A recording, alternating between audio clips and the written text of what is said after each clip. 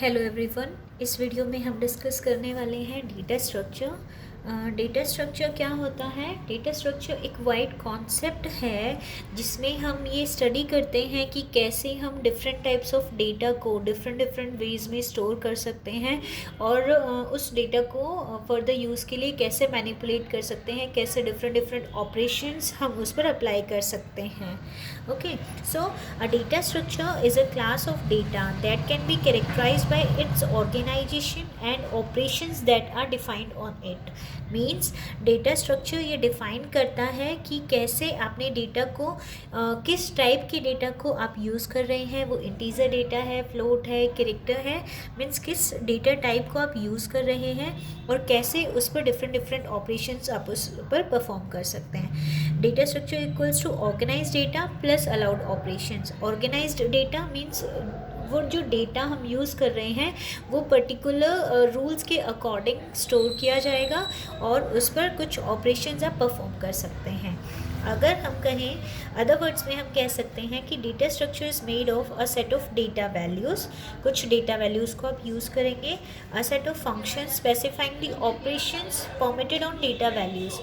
कुछ फंक्शंस होंगे जो ये स्पेसिफाई करते हैं कि कैसे आप उस पर्टिकुलर डेटा पर आप ऑपरेशंस परफॉर्म कर सकते हैं, plus a set of axioms describing how these operations work. कुछ एक्सोइजम्स या फिर रूल्स होंगे जो ये डिफाइन करेंगे कि कैसे डिफरेंट ऑपरेशंस को आप डेटा पर अप्लाई कर सकते हैं। एग्जाम्पल के लिए देखते हैं एरे डेटा स्ट्रक्चर।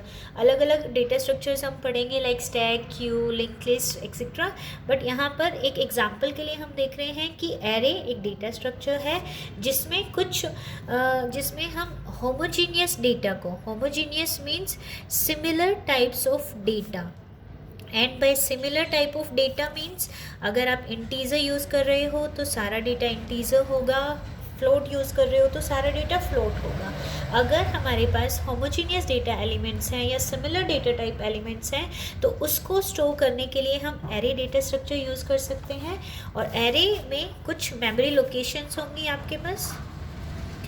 एरे जो है वो कॉन्टीन्यूस डेटा स्ट्रक्चर है या सीक्वेंशियल डेटा स्ट्रक्चर है। एंड बाय सीक्वेंशियल मीन्स कि जो मेमोरी अलोकेशंस हैं वो सीक्वेंशियल ऑर्डर में होंगी, लाइक 201, 202, 203, 4 एंड 5। ये एग्जाम्पल में हमने एड्रेस लिए हैं, यहाँ पर एक्चुअल मेमोरी एड्रेस आपका कुछ भी हो सकता है। इसके साथ ही कुछ इंडेक्स वैल्यूज़ को हम यूज़ करते हैं। एरे में यूजुअली इंडेक्स 0 से स्टार्ट होता है, तो 0, 1, 2, 3, 4 अप टू n, और इन इंडेक्स वैल्यूज़ की हेल्प से आप किसी भी पर्टिकुलर एलिमेंट को एक्सेस कर सकते हैं। So this is the example of array data structure. कैसे हम एरे में इंसर्शन करते हैं, डिलीशन करते हैं और ऑपरेशंस हम अप्लाई कर सकते हैं वो आगे फर्दर डिटेल में देखेंगे। यहाँ पर हमने देखा कि एरे एक data as a data structure कैसे एक्ट करता है। क्या now classification of data structure.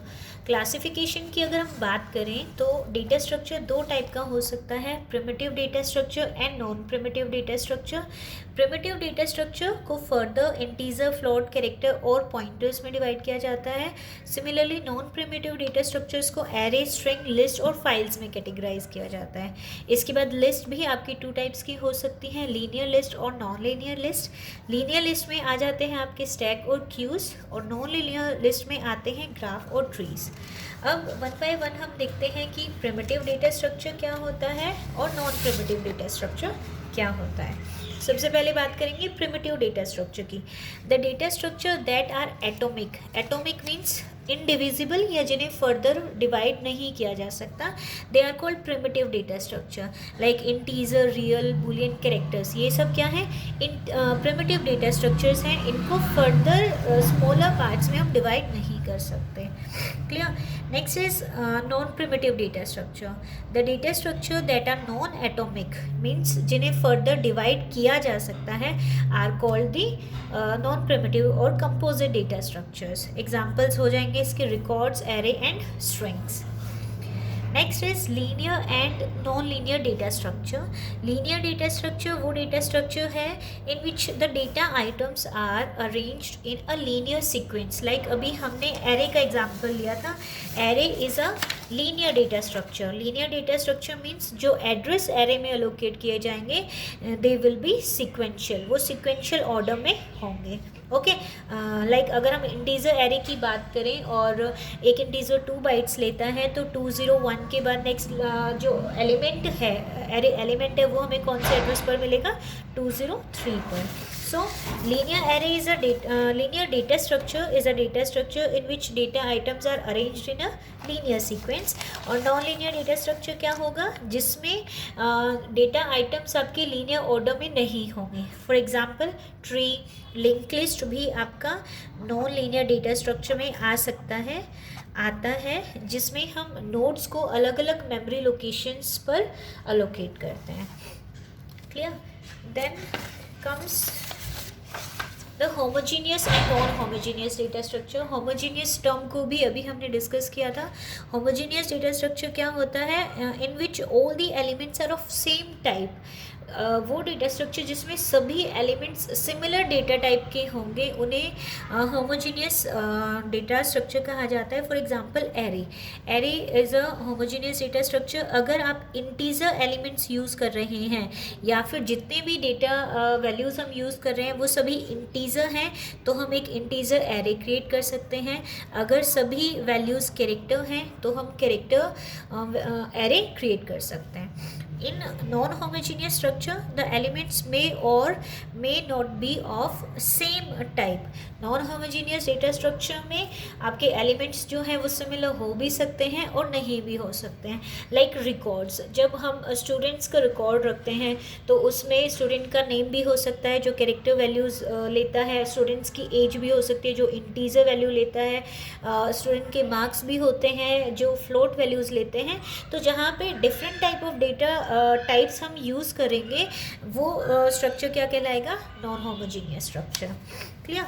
Next is static and dynamic data structures. Static means जो फिक्स होता है, जहाँ पर क्या साइज़ अलोकेट किया जाएगा, क्या स्ट्रक्चर होगा और एसोसिएटेड जो मेमोरी है कि कितनी मेमोरी उस डेटा स्ट्रक्चर को अलोकेट की जाएगी, वो अगर कंपाइल टाइम पर ही फिक्स है that will be called static data structure. Okay, then comes the dynamic data structure. Dynamic data structure में क्या होगा, जो मेमोरी अलोकेशन है वो एक्सपेंड हो सकती है और श्रिंक भी हो सकती है ड्यूरिंग द प्रोग्राम एग्जीक्यूशन। जब हम प्रोग्राम को एग्जीक्यूट करेंगे तो हो सकता है कि हमें एक्स्ट्रा मेमोरी की रिक्वायरमेंट हो और हो सकता है जितनी मेमोरी हमने अलोकेट की उतना उसकी रिक्वायरमेंट हमें नहीं है।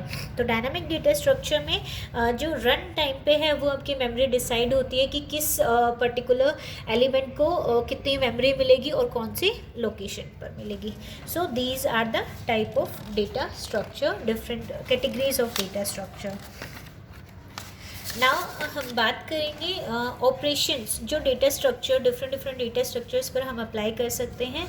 These operations are traversing. Traversing means accessing each record exactly once so that certain items in the record may be processed। जो भी डेटा स्ट्रक्चर हम यूज़ कर रहे हैं उसमें हर एक एलिमेंट को एटलीस्ट एक बार एक्सेस करना इज़ कॉल्ड ट्रैवर्सिंग।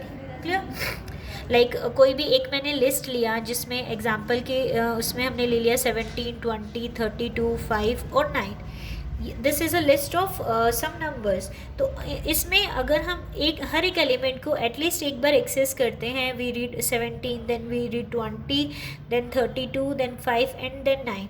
इस तरीके से हर एक एलिमेंट को एटलीस्ट एक बार एक्सेस करना इज़ कॉल्ड ट्रैवर्सिंग। और जब हम उसे एक्सेस कर रहे हैं और उस पर अगर हम कुछ ऑपरेशन परफॉर्म करना चाहते हैं तो हम वो सर्टेन ऑपरेशंस भी उस पर परफॉर्म कर सकते हैं। Clear? Then comes searching. Searching means we are given a list of numbers और उसमें हमें एक पर्टिकुलर एलिमेंट सर्च करना है।